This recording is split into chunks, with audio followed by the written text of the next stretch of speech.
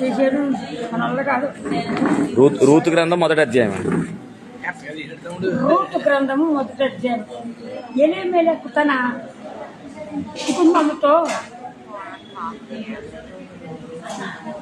మోయాబుకు వెళ్ళెను.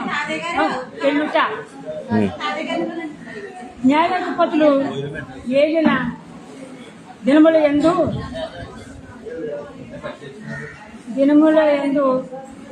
దేశములో కరువు కలుగగా యూదా బెత్లెహేము నుండి ఒక మనుషుడు తన భార్యను తన ఇద్దరు పిల్లలను వెంటబెట్టుకుని